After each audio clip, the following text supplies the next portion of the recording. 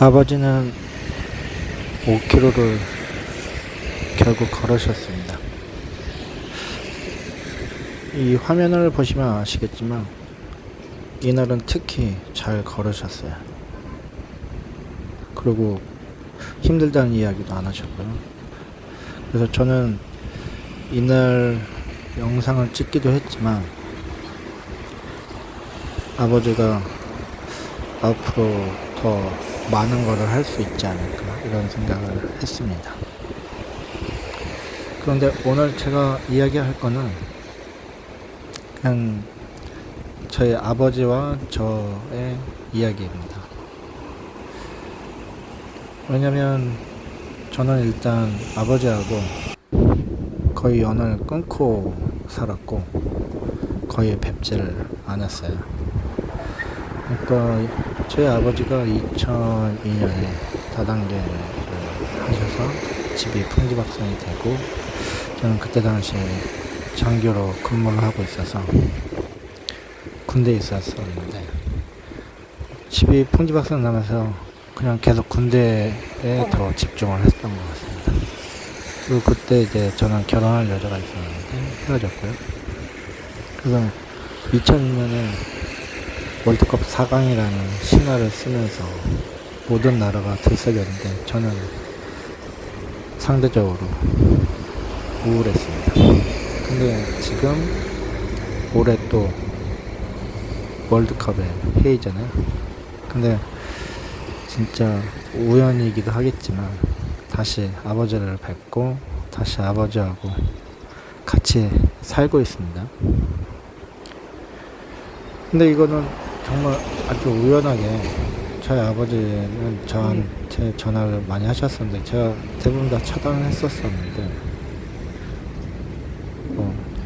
제가 나쁜 아들이기도 할 수도 있겠지만 그랬는데 모르는 번호로 그냥 전화가 왔는데 그거를 번호를 확인 안 하고 그냥 받았었어요. 근데 이제 그게 아버지셨죠. 그리고 이제 그냥 알겠다 찾아뵙겠다 이렇게만 얘기하고 끊었습니다. 그리고 또 한 이틀 정도 있다가 또 전화가 오셨어요. 그때도 좀 바빠갖고 번호를 보지 못하고 그냥 받았었는데 왜 안 오냐고 이렇게 이야기를 하셨고 그래서 간다고 이야기를 했는데 그날따라 또 아버지가 갑자기 오셨어요. 이제 저는 아버지가 오는 거를 이제 처음 들었고 그래서 다음날 뵙겠다고 하고 이제 끊었습니다. 그리고 실제로 이제 주소를 받고 그 주소를 이제 찾아봤죠. 근데 이제 실제 밖에서 식사를 잠깐 한 다음에 집에 잠깐 들어왔다 가라 해서 아파트를 갔었는데 아파트가 참 비참했습니다. 온갖 짐에 둘러싸여서 공간은 없고 근데 또 냄새가 많이 났었고요. 이 아파트에 왜 이렇게 많은 짐이 있는지 그런 건 저는 전혀 몰랐으니까 근데 냄새도 많이 나고 해서 다음 날이 아마 토요일이었었는데 이거는 청소를 좀 해드려야겠다 이렇게 생각을 해서 다음날 토요일날 가서 청소를 했었죠. 한 14시간 정도 했었던 것 같아요. 근데 그날 다 못하고 그 다음날까지 했습니다. 다음날까지 오히려 굉장히 많은 짐이 있었고 그 짐을 치우는 것과 더불어서 또 고생하는 게 뭐예요? 바퀴벌레가 너무 많았었어요. 그래서 이 바퀴벌레를 잡고 죽이는데 시간과 상당히 많이 들었어요. 이 바퀴벌레는 그 이후로도 한 3-4개월 정도 더 있었으니까요. 그랬는데 이제 그때 제가 잘 몰랐었던 게 아버지가 이제 치매 증세가 있으셨는데 그걸 저는 몰랐고, 저한테 여러 가지 이야기를 했었는데 다음날 또 까먹고 하시는 게, 저는 왜 이렇게 까먹나 이렇게만 생각을 하고 또 좀 짜증도 내고 했었었는데, 그거를 이제 그 다음에 우연찮게 관리사무소에 가서 알게 됐습니다.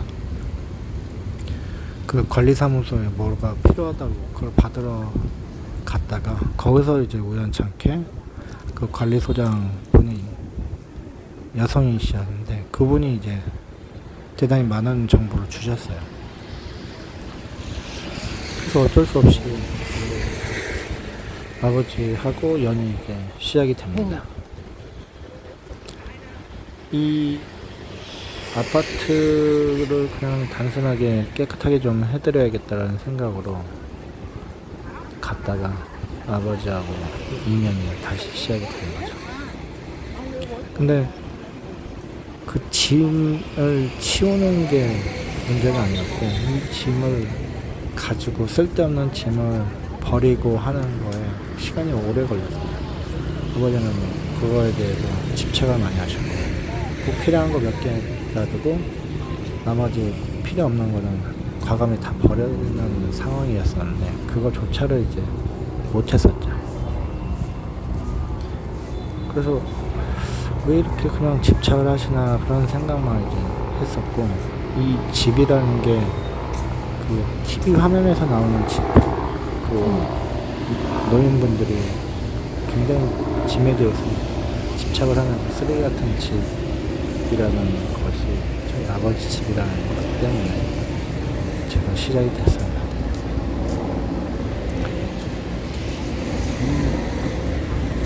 치매라는 증세가 어떻다라는 것을 전혀 모르는 상황에서 이제 아버지 증세가 더 빨리 심각해지는 걸 보고 당황을 했었죠.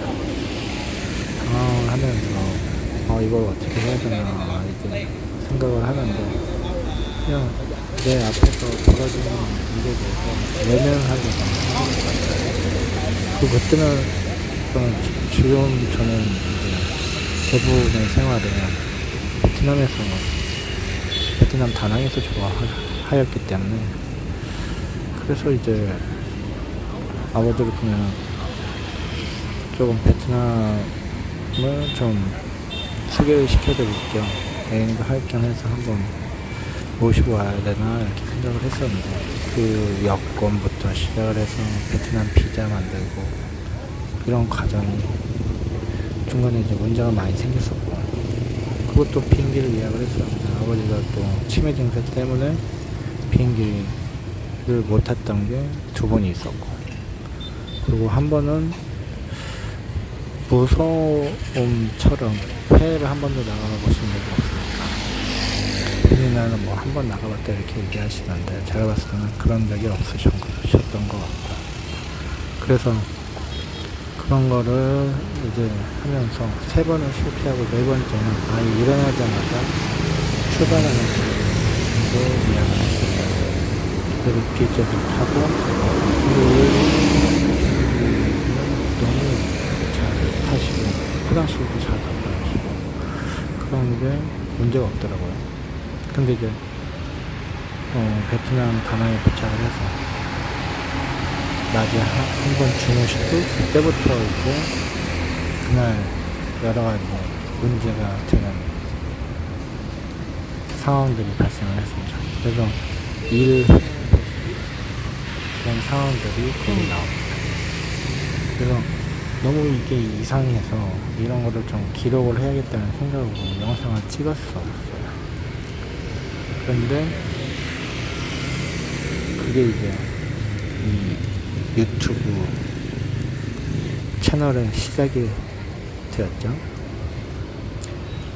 그리고 3주 반 정도로 다낭에 있었었는데, 좀 이게 운동을 좋아하신다고 하셔서 운동을 좀 할 겸 해서 산책로를 걷는데, 거기서 또 다리가 너무 불편한 거를 알게 됐습니다.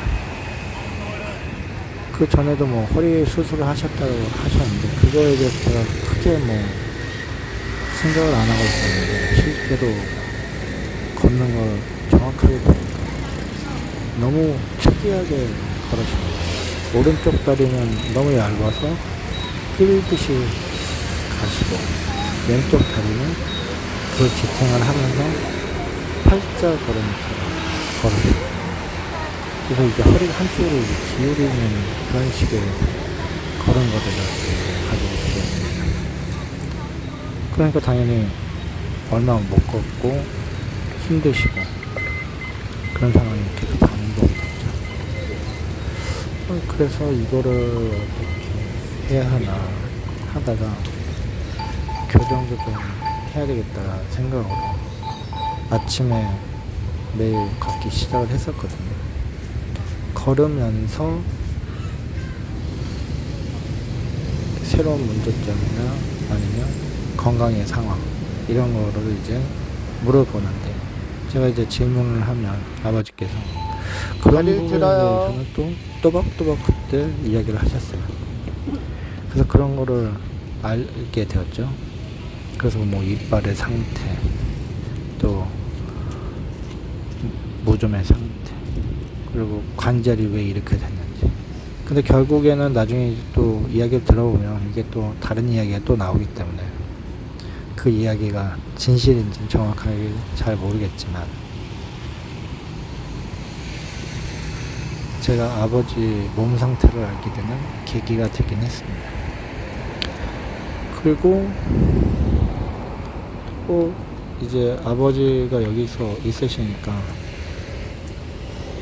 친구를 못 만난다라는 생각으로 전화를 이제 자주 하셨었는데 전화하는 내용을 듣다가 또 쇼킹한 이야기를 듣게 됐죠. 그거는 제가 다음에 이야기를 다시 해드릴 건데 그런 일이 계속 반복이 되면서 아 이걸 어떻게 할 것이냐 생각을 했었는데 이 치매 밑에만 보지 말고 앞에 약도 조금씩 봐야 돼요. 잘 드신다고 자기는 이야기를 하셨는데 한국에 가서도 그런 줄 알고 있었는데 집을 정리하다가 보니까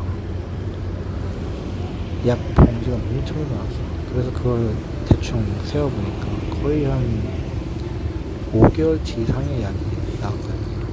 그러니까 결국 거의 약을 드시지 않았던 거죠. 챙겨줄 사람이 없었으니까 그럴 수도 있고 그리고 대부분의 생활로 누워서 생활을 하시기 때문에 TV 잠깐 보고 계속 누워있는 그 약간 비몽사몽인 상태로 계속 친구도 계셨어요. 그래서 이렇게 지금 건강하고 문제가 있겠다 생각을 해서